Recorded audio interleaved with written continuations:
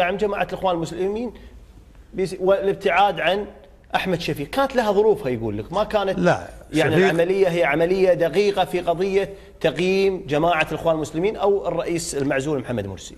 على العموم إذا احنا بنحسب الحسبة تقول كذي صحيح، بس إذا احنا بنخمن، فالتخمين يقول لك الحين كل محافظات مصر طالعة. يعني ايش معنى انتم حسبتوا هذيك ما حسبتوا هذه؟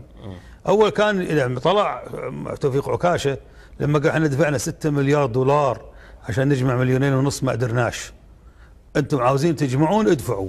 قاعد يقول حق الدول الخليج تبون ينسقط لكم مرسي ادفعوا فلوس، دفعتوا لنا 6 مليار ما يكفينا، بعد نبينا 6 مليار.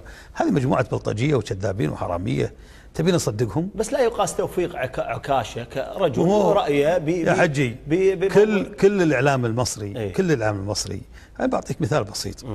مرسي حكم سنة كاملة صحيح، ما سكر قناة ولا سكر جريدة ولا اعتقل صحفي ولا أعلن أحكام عرفية، يسبونه في الصحافة ويسبونه بالتلفزيون كل يوم، ولا اعتقل أي إنسان ولا أعلن أحكام عرفية ولا قتل أحد. هذول يحكموا بيوم واحد وذبحوا آلاف مؤلفة وألغوا أحزاب. حزب الوسط اعتقلوا قيادته وقطوهم بالسجن. ليش؟ لأنه معارض للانقلاب. حزب الإخوان اعتقلوا منهم حسب الرواية الشخصية الرسمية اللي يقولون احنا اعتقلنا 2000 وهم معتقلين أكثر من 20,000 وهم لاقون يحطونهم. زين. سكروا المحطات، اقتلوا الناس بالرشاشات. انتم عندكم عقول ولا ما عندكم عقول؟ ويا اخوي اذا عقلكم يقولكم هذا مو انقلاب انتم هنيئا لكم بعقولكم.